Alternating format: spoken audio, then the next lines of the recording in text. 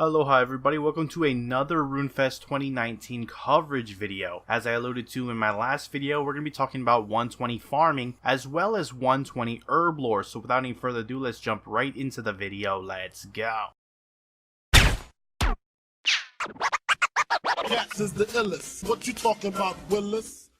Alright guys, to get started, we're going to talk about farming first. And the first big change you're going to notice is that the manor farm in Ardoin will become the new farming guild. Here you can do a plethora of new things. For example, building a new invention machine at the guild that will watch over your patches without having to use remote farming spell each time. There's also a new unlockable bloodwood tree, which is at a safer location and more convenient place than other bloodwood trees. They're also adding a fourth unlockable spirit tree to help enhance that teleportation network. That said, let's look at other produce that's being introduced with 120 farming. First off, we got dragon fruit, which does come from a cacti, so there's also a new cacti, and a third craftable or constructible cacti patch on Anachronia. There will be these new high-level mushrooms known as stink shrooms, 3 new fruit trees, carambola, kitku, and guarana, as well as 3 new fruit bushes, mango, avocado, and lychee. There's also a new money tree that can be planted at the guild if you're lucky enough to get your hands on a seed. Now if you're curious, the 120 farming cape has a new emote as well as some new perks. It has a passive effect where patches will always contain super compost, and a more active effect where it increases the health and happiness of all farm animals for 20% once per day. Now with this, you can easily imagine that a lot of new produce will be introduced into the game, and this will directly tie in with 120 herblore.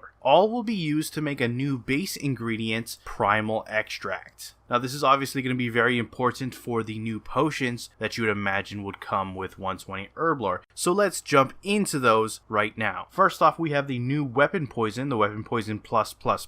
Obviously it's just a higher tier weapon poison. Then we're getting the ability to combine prayer and summoning pots. That's pretty straightforward. And we're getting a new charming pot. What this does is when you're under the effects of the charming potion, it'll double your charm drop rate from all sources that give you summoning charms. Next up, we have the Potion of Harvest. Now, under the effects of this potion, regular allotment patches will mutate to new awesome mega crops. These are going to be used as ingredients to make the best in slot food, the Primal Feast. Now, the Primal Feast can be unpacked into multiple portions within your inventory, making its potential to heal per inventory slot pretty massive. Next up, they're going to be giving us extreme prayer potions, and one unique thing about that is the new Blessed Flask. This is going to be pretty time consuming to make, think things like Masterwork Armor, but once you make it, it can be charged with a ton of extreme prayer pots, so you can take just a Blessed Flask with you and you'll have so much prayer on the go. Moving on, we have the adrenalin crystal. Now this is not a new item, it already exists with the bounty hunter points, etc., but they're adding a new material from a bunch of different PVM drop tables that can be converted to make adrenalin crystals if you have the appropriate herblore level. Moving on, the big potion that you'd probably expected with a 120 herblore is the new Elder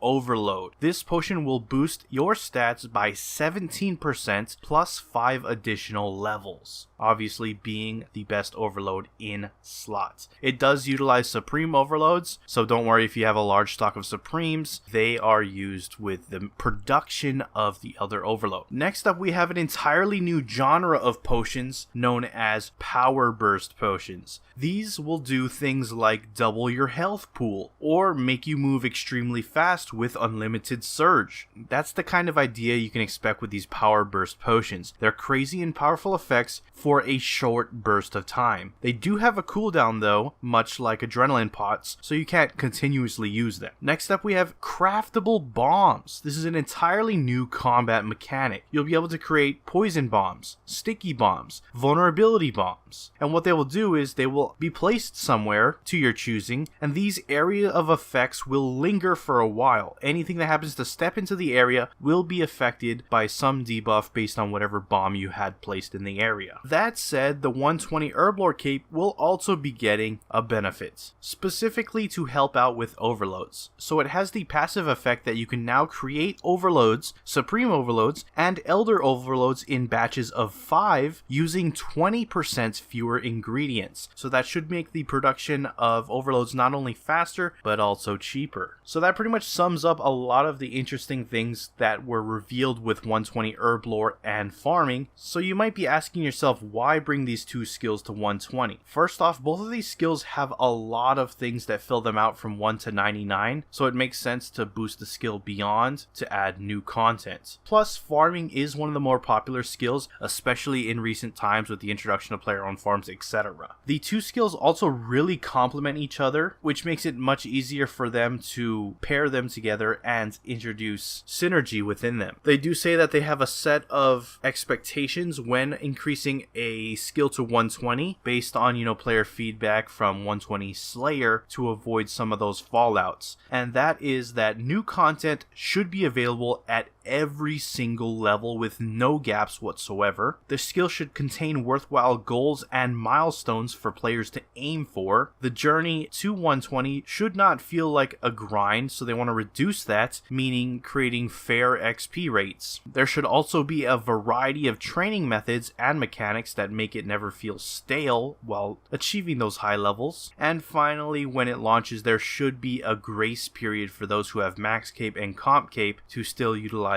their capes while working towards those new levels. Something like 6 to 12 months is what they're expecting. And that is pretty much it for your 120 Herblore as well as farming. Do stay tuned on the channel. We have a little bit more to cover in terms of the RuneFest reveals. So if you're interested in that, I'll be rolling those out as fast as I can. And with that, I'm gonna wrap up the video. If you enjoyed it, hit that like button. If you're not subscribed yet and you want to stay up to date on all things RuneScape related, then hit that subscribe button. Anyways, I appreciate you watching. I am out. Aloha.